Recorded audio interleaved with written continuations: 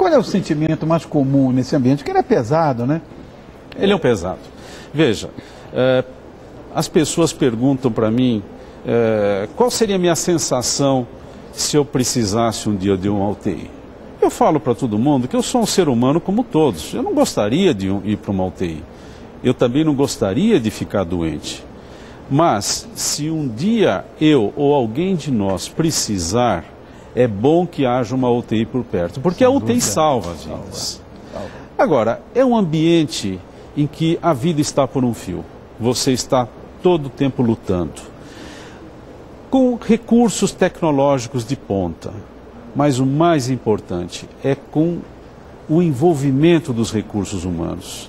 Se você tiver um serviço em que você tem uma tecnologia de ponta e não tiver recursos humanos envolvidos, é a mesma coisa que você ter um corpo sem alma. Você precisa ter essa união e atender o paciente, humanizar o atendimento. E humanizar significa respeitar a individualidade, respeitar as diferenças, tentar se colocar junto com a família do paciente, do mesmo lado, no mesmo campo de uma batalha. E daí você começa a enxergar algumas outras coisas. Você passa a enxergar com o tempo algo além do respirador levando oxigênio para o paciente, algo além de uma droga para tratar um infarto. Você começa a ver o paciente como um indivíduo, você começa a dar atenção à sua família e você começa a enxergar cada pessoa que está lá como se fosse um indivíduo da sua família. O seu filho, a sua mulher, o seu pai, sua mãe, qualquer um poderia estar naquele local.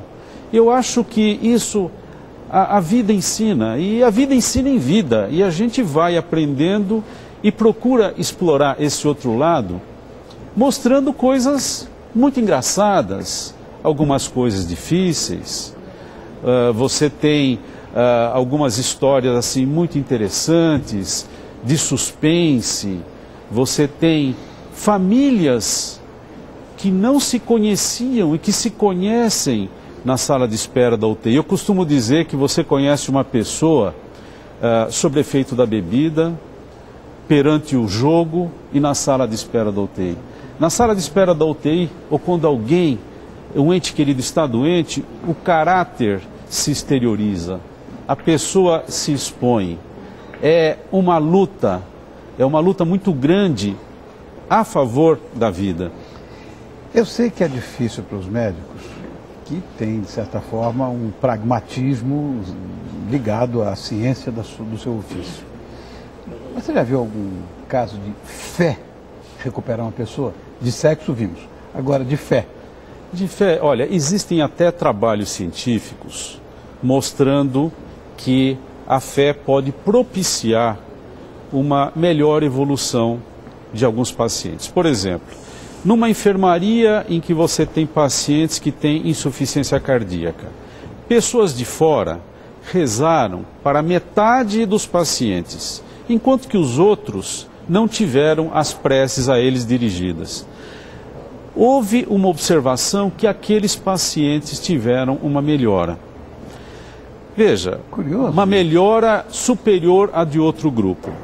Isso é uma coisa que entusiasma, mas eu costumo sempre dizer que qualquer trabalho científico merece uma melhor análise, merece uma amostra adequada.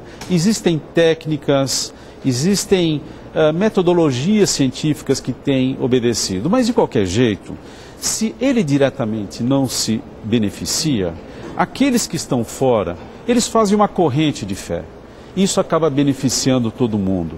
Existem histórias de comunidades que ficaram rezando, torcendo para a recuperação de um membro ilustre da comunidade. Fizeram isso comigo, eu tive uma neuropatia.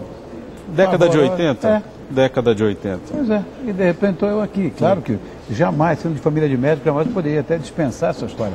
Mas a fé também acho que teve uma contribuição grande. E eu me lembro, porque eu estou no Einstein desde a fundação do hospital. Oh, meu Deus do céu. Eu estou lá há muito tempo. Que lição a gente pode tirar dessas pessoas que lutam na UTI pela vida?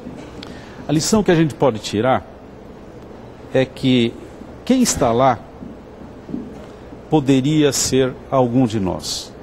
Hoje em dia, nós vivemos muito mais. Na década de 20, de 1910, a média de vida de um brasileiro era uns 30 e poucos anos. 36.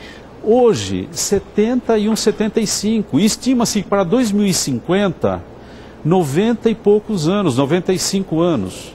Mas isso significa que a cada dia que passa, nós temos que usar os recursos terapêuticos, nos submeter a esses tratamentos e ultrapassar as barreiras, os obstáculos que se impõem à nossa vida. Nós conseguimos viver hoje e melhor, mas às custas de recursos tecnológicos, recursos humanos, avanço da medicina. Tudo isso existe. Uma outra coisa que eu aprendi no decorrer do tempo é o seguinte: na horizontal todo mundo é igual. Você tem o rico, você tem o pobre, você tem o judeu, você tem o árabe, você tem o branco, você tem o preto. Você tira o órgão de um quando ele não resiste e coloca no outro. Nós somos todos iguais.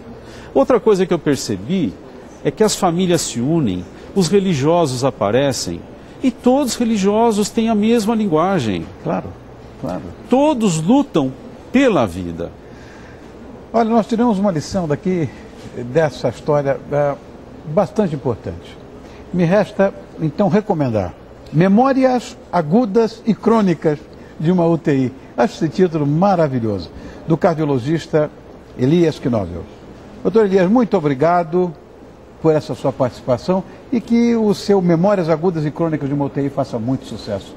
Muito obrigado, boa noite a todos e parabéns pelo seu programa. Obrigado, querido. O livro foi mostrado, não foi? Foi mostrado. Estava frisado, foi mostrado, que não estava vendo. Tá. Foi sim. Obrigado, querido. Boa noite. Um abraço Tudo grande. bem. Obrigado. Boa noite. Boa noite.